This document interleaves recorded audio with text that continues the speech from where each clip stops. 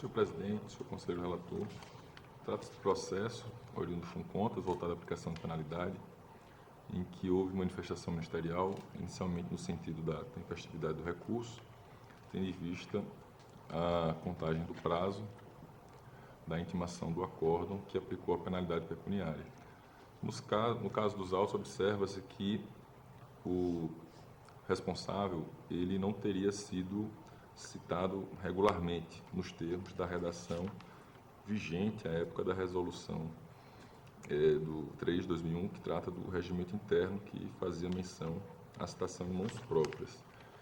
Então, em razão disso, o colega entendeu que a citação seria nula e que, nesse caso, deveria ser promovida a regular citação, observando, obviamente, os termos atuais do regimento, que inclusive modificou a redação, né, estabelecendo a possibilidade da citação no endereço, né, correto, com aquelas considerações que eu há pouco mencionei, da relevância de se fazer as diligências também, caso necessárias, complementares para a localização. Então, em suma, senhor presidente, o Ministério Público se manifesta pelo conhecimento do recurso e pelo seu provimento, tendo em vista a nulidade do acórdão e, consequentemente, para que seja promovida a citação, tramitando o feito desde o momento em que foi constatada essa nulidade para os devidos fins. É o parecer.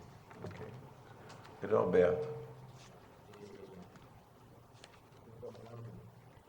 Parcialmente no Ministério Público, já vou direto ao ponto, então o processo deve ser anulado, pois tornou-se válido nulidade absoluta por violação ao devido processo legal e seus corolários, contra a defesa e contraditório. Uma vez reconhecida a nulidade da citação e, consequentemente, dos atos subsequentes, os autos pedem que a petição conjunta concede o prazo como penal, em analogia à legislação federal e de acordo com a súmula número 1. Assim, como consta nos autos, o fato gerador remonta a 1 de julho de 2014, visto que a obrigação venceu em 30 de maio de 2014. A partir do fato gerador, observa um marco temporal superior a 5 anos, o que deveria ser reconhecida a prescrição. E, dessa forma, eu voto no sentido de que isso seja conhecido, recurso, às vezes o seu requisito da admissibilidade, sendo declarada a nulidade da decisão proferida por violação ao princípio do devido processo legal da defesa, declarar a extinção do processo número 13.494/2014, seu anexo 7452/2019, com análise em mérito, arquivando por prescrição da ciência, a prescrição do penal, da ciência com cópia ao interessado, o senhor Álvaro José Luiz da Costa, ex-gestor da Casal, e publicidade para o fins de direito, como eu voto, senhor presidente, senhoras conselheiras, senhores conselheiros. Ok. Eu teria uma Pois não. questão de ordem. Doutor Ricardo. Rapidamente, só até no mérito, eu acredito que a gente concorde, é que essa questão da prescrição, salvo engano, ela não foi abordada no recurso apresentado pelo interessado. Então, até a questão que eu venho debatendo lá no Ministério Público, quando se traz uma questão nova, que não foi suscitada pelo interessado em recurso, não foi debatida nos autos, isso é trazido apenas no julgamento, eu penso que seria o caso da gente aplicar o Código de Processo Civil, no sentido de que não pode haver a surpresa da parte, né, daqueles outros que atuam no processo, e seria o caso de ouvir previamente o Ministério Público quanto a essa questão nova, no caso a prescrição que não teria sido ainda analisada.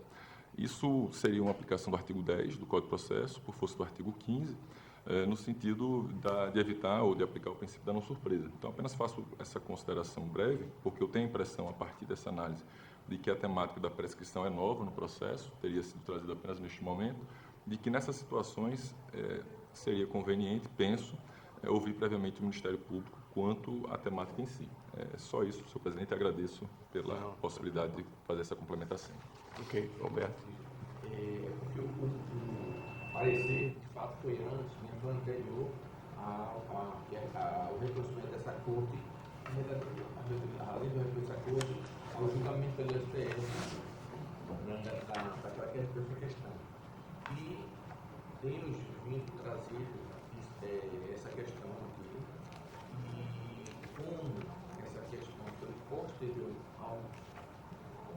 aparece, consta nos autos, até o momento tem sido, o Ministério Público tem se manifestado oralmente aqui, certo?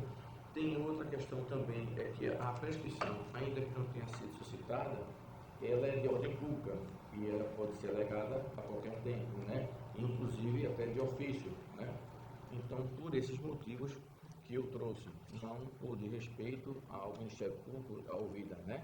Mas, inclusive, enfim, como já coloquei, por esses motivos. Ok, continua a discussão. Em votação, conselheira Rosa. Presidente, respeitando o entendimento do colega conselheiro Alberto, mas observando a importância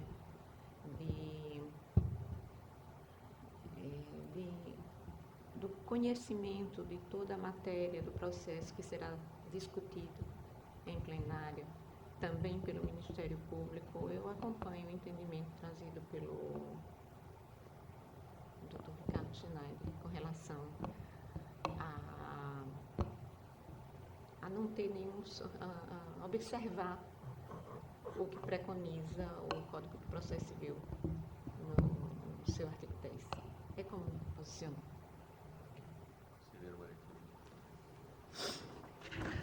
Presidente, com todas as venhas ao Ministério Público, mas eu acompanho o entendimento do conselheiro substituto do Alberto, por entender que nada não irá prejudicar a parte, e com as colocações já feitas pelo próprio conselheiro, eu vou acompanhar o relator.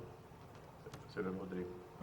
Senhor presidente, da mesma forma, eu vou pedir vênia à divergência. Eu estou acompanhando o relator. No caso específico, pedindo vênia também ao Ministério Público de Contas, eu não vislumbro, em tese, violação ao princípio da não surpresa, porque o recurso foi interposto em face de um acordo de 2019, e, em tese, esse recurso ele faz com que seja devolvido ao julgador toda a matéria, inclusive a matéria de ordem pública, né?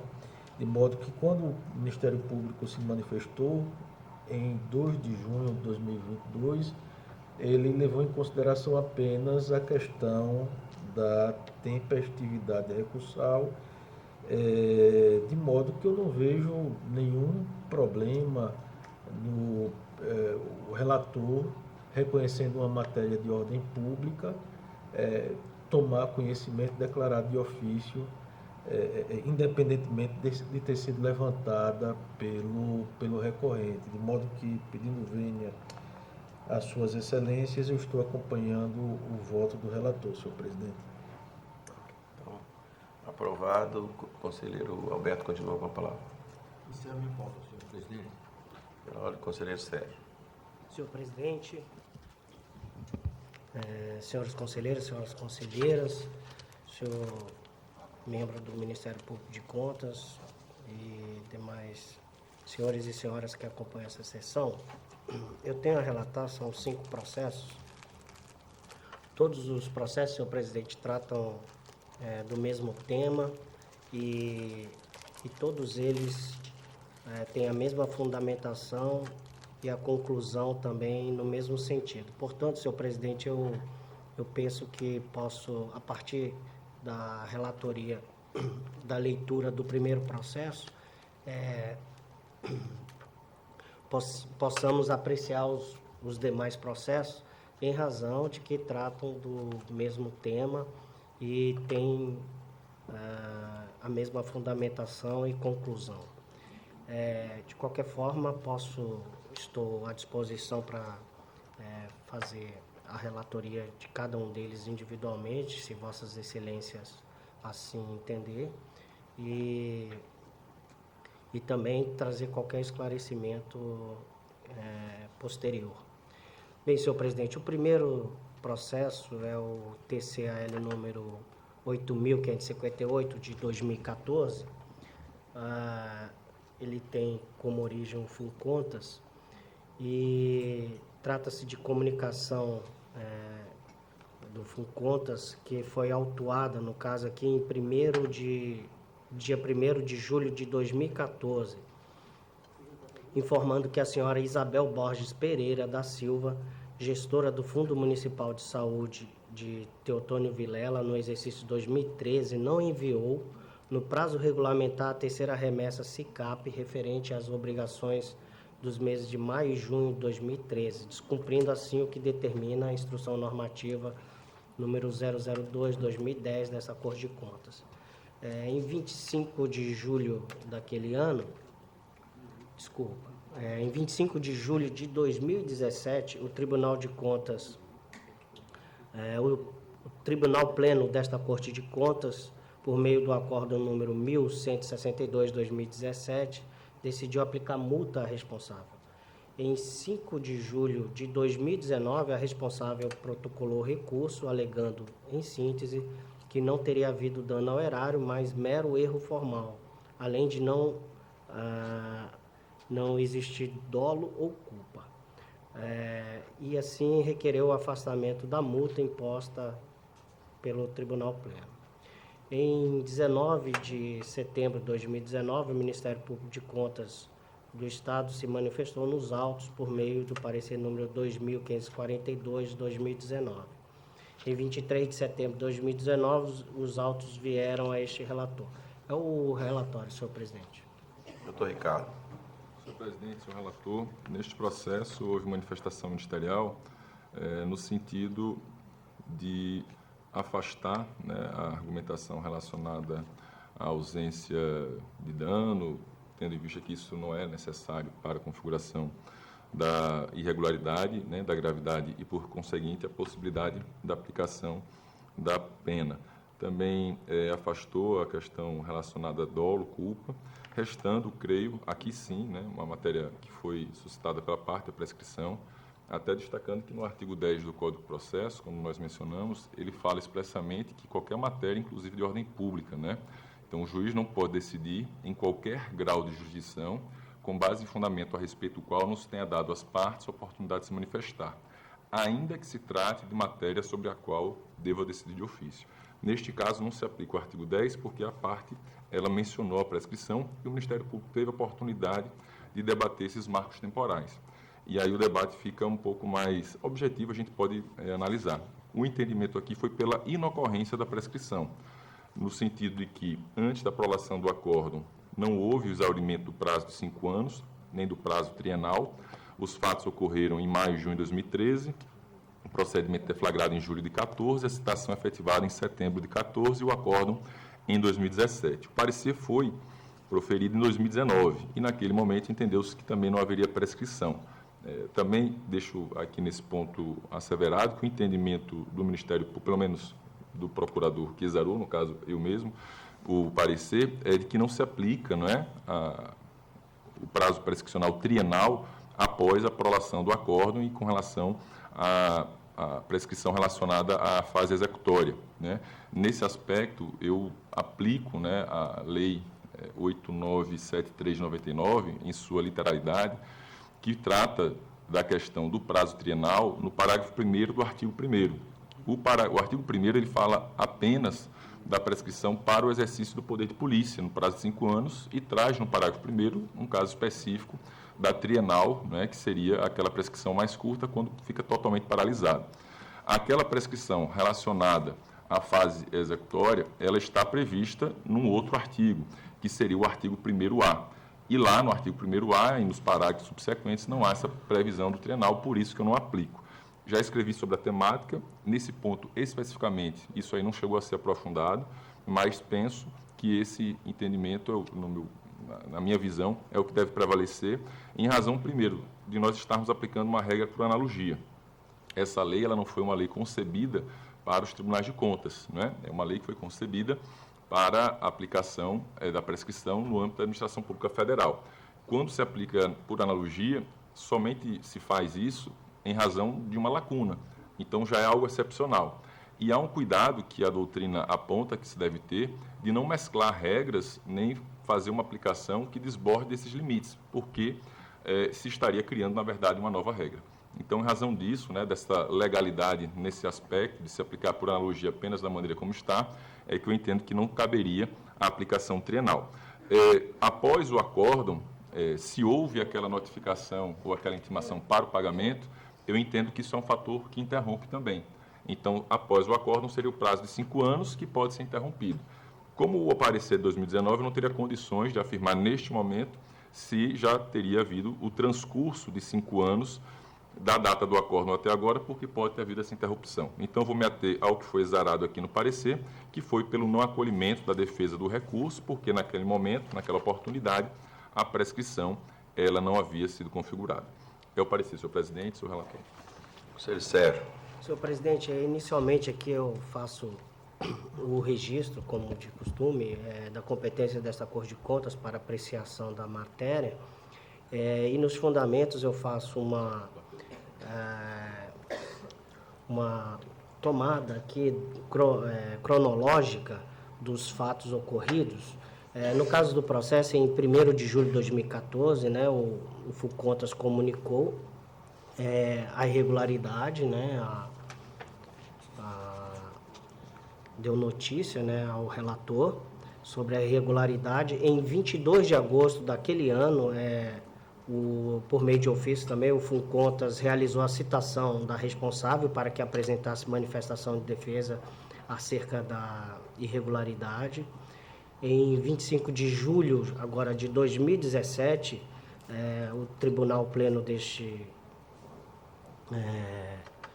TCE se reuniu e, por meio do acordo número 1162, decidiu aplicar multa responsável, alertando-a de que o não pagamento no prazo fixado implicaria o ajuizamento da competente ação de execução.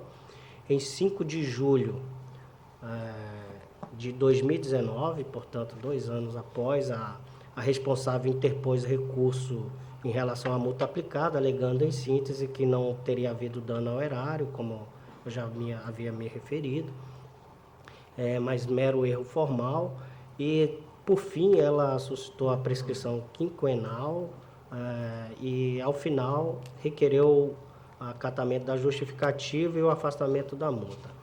Em 19 de setembro de 2019, o Ministério Público de Contas se manifestou nos autos, pugnando pelo não acolhimento da defesa e, consequentemente, a manutenção da sanção pecuniária. Bem, na oportunidade do reexame dos documentos acostados aos autos, ressalto a impossibilidade de atestar se o ofício da citação for entregue em mãos próprias do destinatário. Ou seja, se a citação procedida nos autos foi realizada de acordo com a norma regimental, na medida em que o documento dos Correios, e aqui eu faço o registro do número do documento, as folhas 7, não conseguindo o nome legível do recebedor e a assinatura constante do referido documento é notadamente distinta da firma da responsável.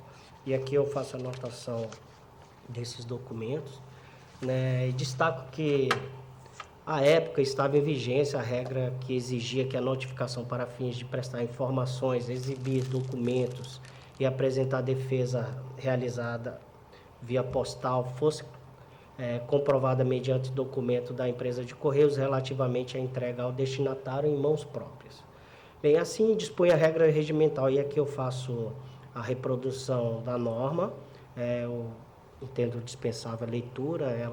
Essa norma está disposta no parágrafo 1º do artigo 200 do nosso regimento interno. E essa norma, essa regra, ela veio ter sua redação alterada com a publicação da resolução número 008 de 9 de outubro de 2018, que afastou a exigência da entrega em mãos próprias nas notificações via postal.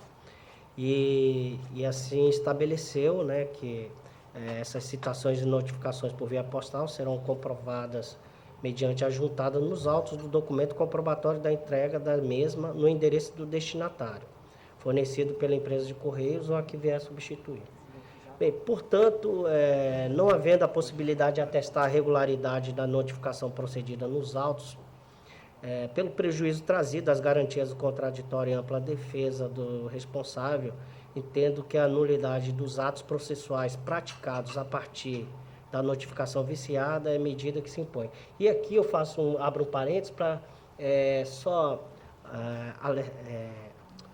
lembrar que essa tese é defendida aqui pela Procuradora-Geral do Ministério Público de Contas, a doutora Estela, que vem sendo adotada aqui pelo Pleno, né, em razão dessa notificação irregular. Todos os atos subsequentes, eles são considerados nulos em razão dessa notificação viciada.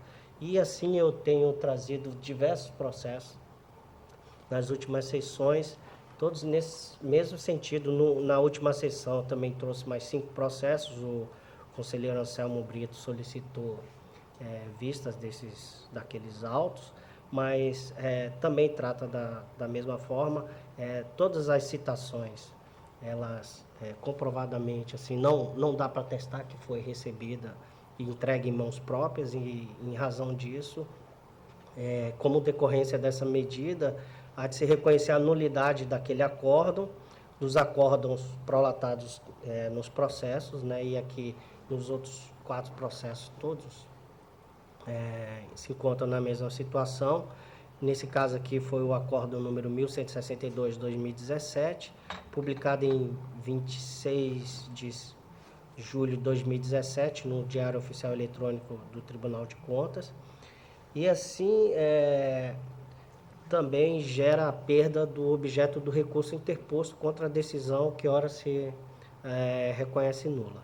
Considerando ainda a data do fato gerador do ato impugnado, verifica-se que o termo inicial do prazo prescricional ele remonta ao ano de 2013, sendo alcançada, portanto, a prescrição quinquenal e a pretensão punitiva do Tribunal de Contas do Estado de Alagoas, na forma estabelecida na Lei número 9.873 de 99. E a esse respeito, em março de 2019, esta Corte de Contas sumulou esse entendimento, dispondo que o exercício da função sancionatória do Tribunal de Contas sujeita-se à prescrição, aplicando nesses casos, por analogia, a Lei 9.873, de 23 de novembro de 99. Bem, em razão desses motivos e fundamentos, a proposta de voto é no sentido de declarar a nulidade do acórdão 1162, aqui consta nos autos, reconhecer a incidência da prescrição da pretensão punitiva, reconhecer a perda do objeto do recurso interposto contra o referido acórdão, publicar a decisão no Diário Oficial Eletrônico desta Corte de Contas e arquivar os presentes autos. É como propõe o voto, senhor presidente, neste processo e nos que eu penso que podemos apreciar todos, e aí posso tirar algumas dúvidas específicas. O segundo processo é o TCAL número 685 de 2014. Aqui a unidade gestora é o Fundo Municipal de Assistência Social de Piaçabuçu. A responsável é a senhora Joana Dark Teixeira Santana, gestora do Fundo Municipal de Assistência Social no ano 2013. E aqui, pelas mesmas razões, a citação a gente entende que está viciada e deve ser reconhecida a sua nulidade. E, em razão disso, a proposta de decisão é no mesmo sentido do primeiro processo. Aqui, no caso, o acórdão número 428 de 2017. E aqui a perda do objeto do recurso também referente a esse acordo. O terceiro processo é o TC número 8.095 de 2014. Aqui, no caso, a unidade gestora é a Prefeitura do município de Junqueiro. O prefeito é o prefeito à época, o senhor Fernando Soares Pereira. Refere-se ao exercício 2013 aqui também. E da mesma forma a citação, a gente entendeu que deve ser considerada nula. E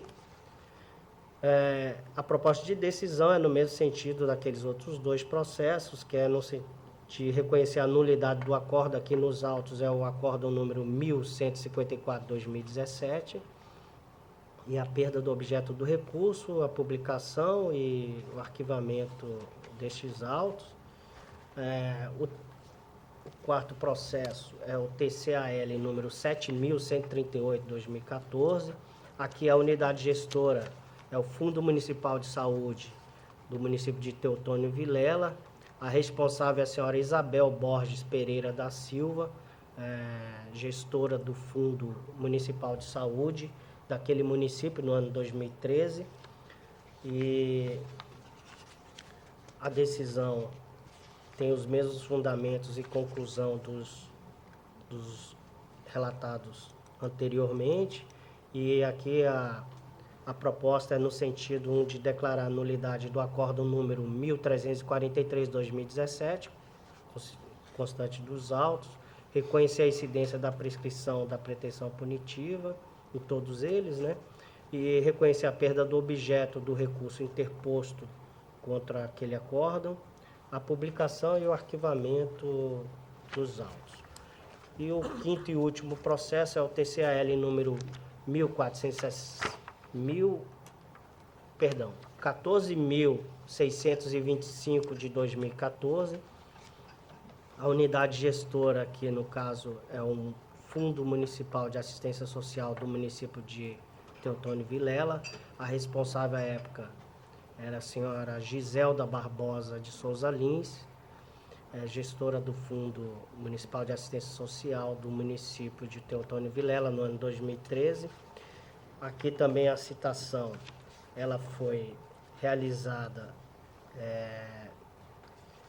de forma distinta, em desacordo com o regimento interno, e aí o nosso entendimento é o mesmo dos outros 4 processos já mencionados, todos eles no sentido de declarar a nulidade dos atos processuais praticados a partir da notificação viciada e, em razão disso, reconhecer a nulidade dos acórdãos prolatados em todos esses autos. Aqui, no caso, o acórdão número 742 de 2017.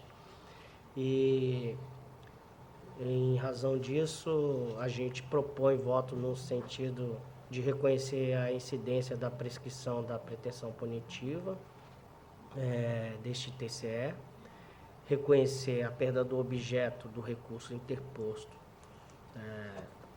contra o acórdão e publicar a decisão e arquivar os autos. São essas as propostas de votos em todos os processos, senhor presidente, que tenham Quer fazer alguma colocação? pautados para esta sessão.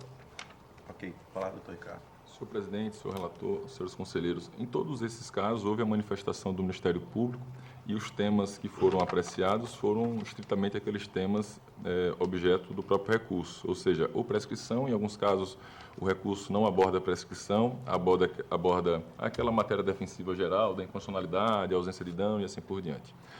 Com relação à questão da citação, primeiro pontuar aqui, deixar bem claro que eu concordo integralmente com o posicionamento do relator. Inclusive, esse ponto foi suscitado por nós, lá da primeira Procuradoria, em vários processos.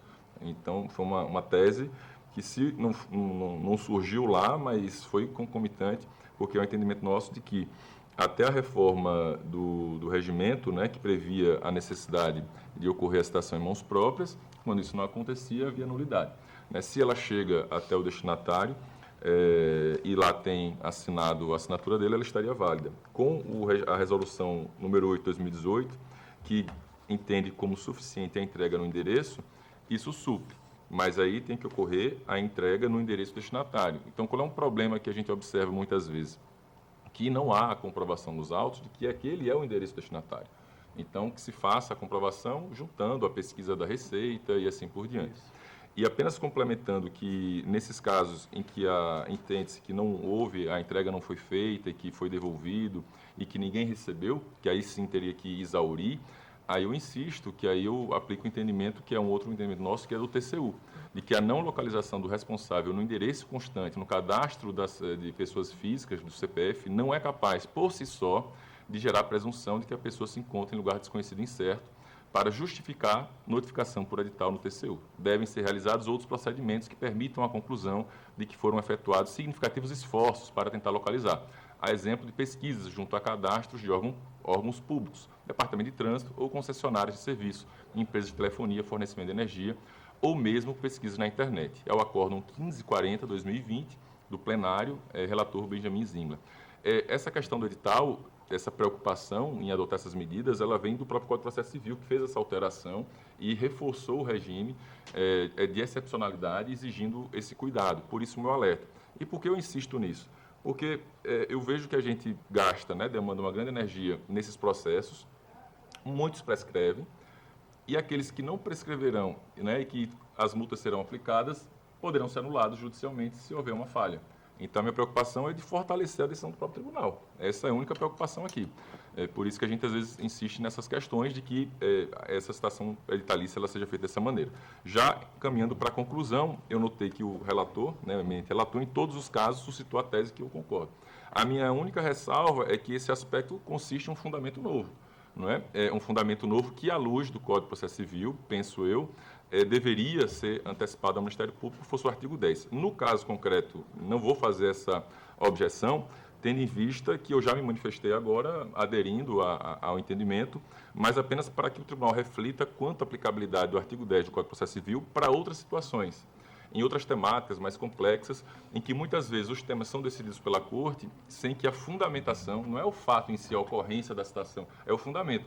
Sim, a citação nula, ela aconteceu no momento que o Ministério Público já se manifestou, mas o fundamento, que é nulidade do processo em decorrência daquela citação, em si é novo.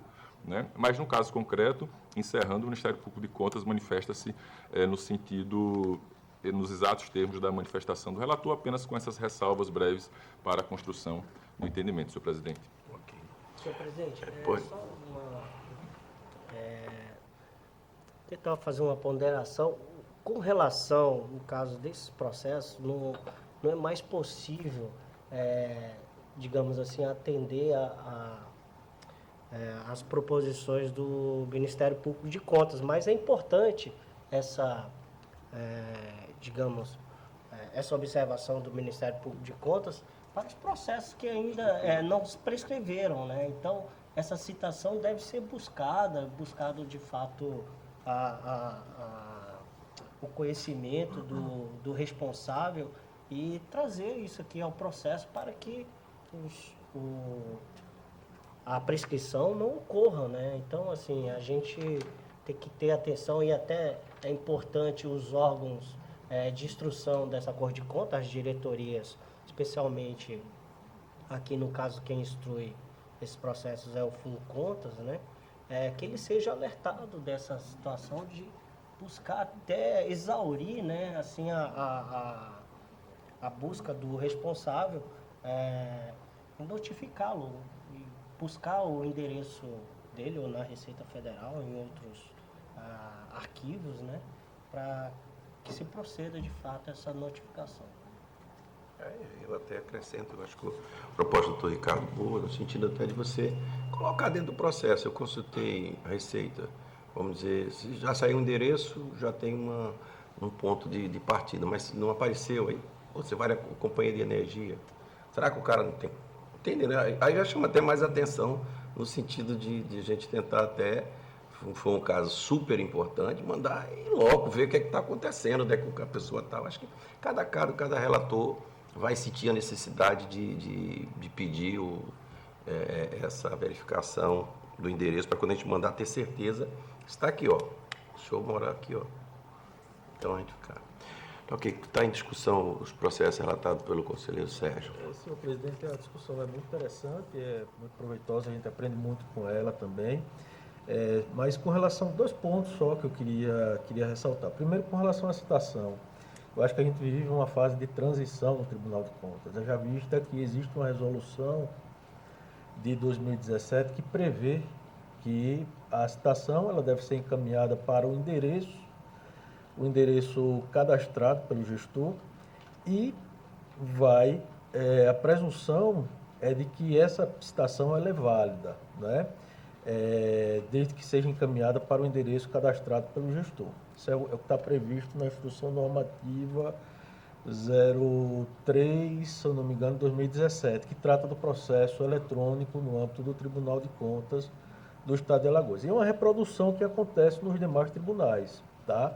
Essa regra mencionada pelo Dr. Ricardo, eu acho que ela é muito importante e ela é válida quando não se trata de gestor, de citado jurisdicionado do Tribunal de Contas. Aquele citado que, por exemplo, uma empresa ou uma pessoa física que presta um contrato para a administração pública e que não fornece aquela informação cadastral para o Tribunal de Contas, aí, de fato, o tribunal vai ter que buscar junto à Receita Federal, vai ter que buscar junto aos demais órgãos que possuem cadastro específico, como TRS, se for o caso, né? A informação precisa do endereço para citação. Mas em se tratando de gestor em que se encontra obrigado a preencher as informações contidas no CARDUGE, né? Informações que serão utilizadas pelo tribunal exatamente para simplificar a atuação do controle externo, eu não vejo necessidade da aplicação rigorosa aí daquele precedente trazido pelo Dr. Ricardo com a devida vida. O segundo ponto que eu acho muito interessante, e a gente aprende muito aqui com o Dr. Ricardo também, que é professor de processo civil, é muito difícil debater com o Ricardo processo civil, mas eu concordo quando ele falou sobre a aplicação do artigo 493 do CPC, em se tratando de fato novo, né? Na segunda fala do Dr. Ricardo, ele menciona fundamentação nova, né? Eu, particularmente, a partir daquela visão que eu tenho de processo civil, e eu vejo que essa introdução do artigo 493 foi a aplicação de um entendimento que as cortes superiores já tinham na época, né? Foi uma positivação daquele entendimento. Eu vejo que não se aplica ao caso concreto porque não se trata de fatos novos. São fatos que já existiam no momento em que o Ministério Público proferiu o parecer, que era exatamente a prescrição, né? E em que o gestor estava levando em consideração não um fato novo, um fato que já existia, mas uma fundamentação nova, realmente, como foi mencionado na segunda fala de Vossa Excelência.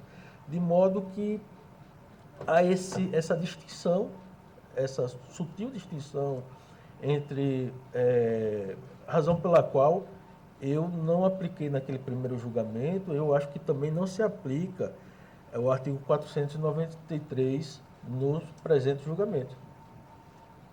Eu me refiro ao artigo 10, Excelência. Oi? Eu me refiro ao artigo 10 O artigo 10 também, não foi? do CPC. Sim. O artigo 10 também. Então, de modo que, em razão disso, eu estou trazendo entendimento, só conferir aqui o artigo 10.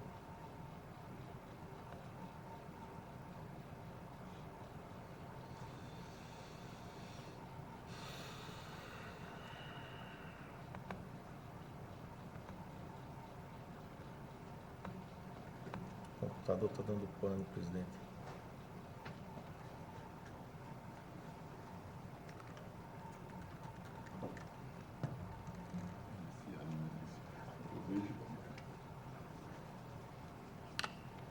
Ok, também com fundamento no artigo 10 do CPC, de modo que, pedindo vênia ao Dr. Ricardo e aberto a me aprofundar sobre essa questão nova, eu peço vênia a divergir da Dr. Ricardo e acompanhar o relator.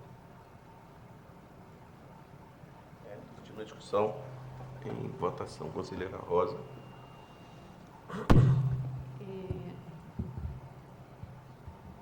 Presidente, eu acompanho a posição, a proposta de voto do relator. No entanto, gostaria de registrar a satisfação que eu tenho sempre que posso compartilhar a sessão com o Dr. Ricardo Schneider. Para mim é sempre uma satisfação no que entendo,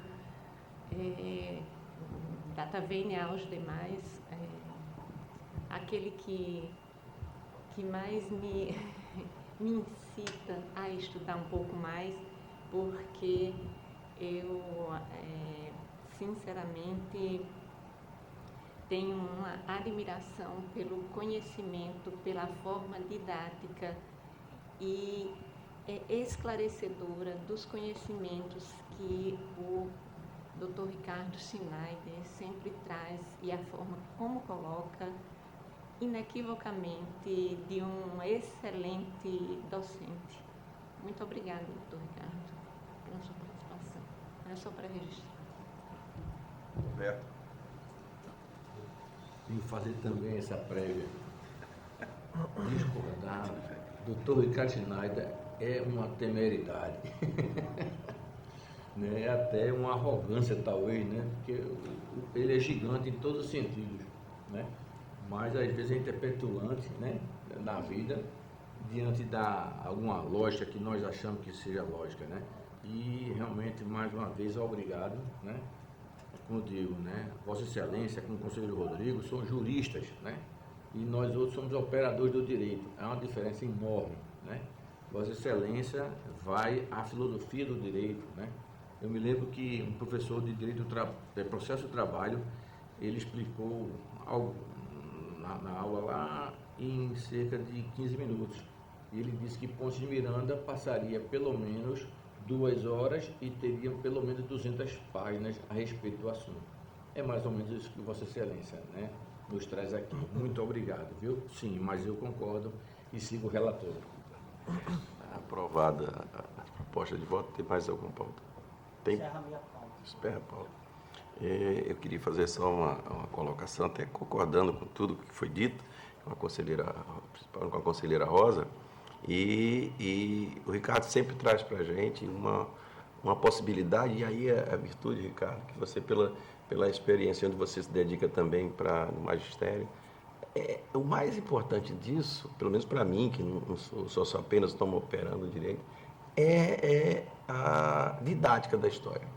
É como se fosse um aluno mesmo, porque se você for falar o juridiquês quando você está lá, que eu chamo de juridiquês, o pessoal fica brincando, mas para quem não opera, é difícil quando vem aquela... Lá quando eu estou decidindo algumas coisas daqui de prosa, tira o juridiquês, vamos para eu entender, depois você bota o juridiquês, não tem problema. Então, essa forma, essa colocação, você sempre... Todos nós nos admiramos você e esperamos estar sempre com essa possibilidade de sempre que tiver e você já demonstrou isso em várias oportunidades de ajudar o tribunal de várias formas, independente seu lado do Ministério Público, e a gente espera sempre que, quando a gente tenha a possibilidade de evoluir e com relação a resoluções novas, que a gente possa efetivamente trazer para o tribunal um avanço, é muito importante. É importante que nesse também, com relação a essa dificuldade hoje, a tendência é que ela vai diminuindo, porque como a gente está tentando diminuir cada vez mais, e se Deus quiser, a gente, que é o meu sonho antes de sair daqui, que a gente tenha o tribunal operando sempre só com o ano anterior, eu acho que nós vamos conseguir isso, aí esses problemas eles irão sumir. Primeiro, porque vai estar eletronicamente. Segundo, que a pessoa vai estar na cadeirinha dela e respondendo. Quer dizer, não tem como não encontrar. Vai encontrar de qualquer jeito. Então, parabéns mais uma vez, e todo mundo está aqui de parabéns e admirando e sempre sabendo que você está junto no sentido de nos ajudar. Muito obrigado, em nome de todos os servidores, e a Corte já se pronunciou. Muito obrigado. Está facultada a palavra a todos. Doutor Ricardo, Bom, eu só tenho a agradecer, né, as gentis palavras, a conselheira Rosa sempre muito gentil, né, todos aqui, né, Rodrigo, Alberto, Ricardo, conselheiro Sérgio Ricardo, conselheiro Otávio, presidente, todos, né, até os que não estão presentes, conselheiro Fernando, conselheira Ana Raquel, conselheira Cleira. Só agradecer, uma satisfação grande, eu gosto muito, né, passei um tempo um pouco afastado, mas é pelo nosso rodízio lá, mas sempre que eu posso, eu venho com muita satisfação. Quando Estela tem as suas contingências, eu digo, não, Estela, pode deixar que eu vou lá, eu gosto do debate, eu acho importante e sempre estive e sempre estarei à disposição do tribunal. O tribunal é a minha prioridade sempre. Muito obrigado. Eu só queria fazer um comunicado aqui para a gente pedir ajuda de vocês. Nós estamos precisando fazer um levantamento com relação àquela compensação previdenciária dos processos do Estado, não é nem dos municípios, do Estado e do próprio Tribunal de Contas. Então, os processos das diretorias eles já foram levantados. Então, nós estamos fazendo, vou mandar um comunicado oficialmente, doutor Ricardo, até para o Ministério Público, para que a gente tenha duas pessoas da Fundeps, que não é para tirar de lá, ele vai deixar o processo lá, apenas ele vai lá fazer um cronograma, ele está tentando levantar mais ou menos o quantitativo para ver se eu preciso de 2 dias lá, 3 dias, um dia no gabinete da conselheira Rosa, ou seja, separar esses processos para que a gente possa fazer os levantamentos daquilo que é necessário com relação a esses processos que o Estado e o próprio tribunal, que nós estamos querendo buscar esses direitos que a gente tem com relação à compensação previdenciária, para ver se a gente, nessa compensação, a gente paga menos e o próprio Estado pague menos a Previdência Federal.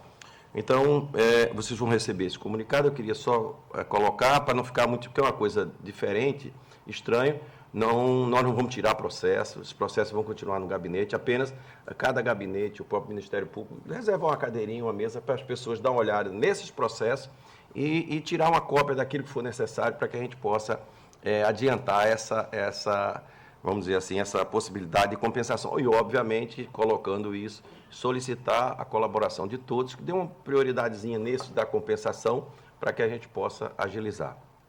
É só isso. Então, em nome de Deus, declaro encerrada a sessão, convocando para a próxima terça-feira, no horário regimental.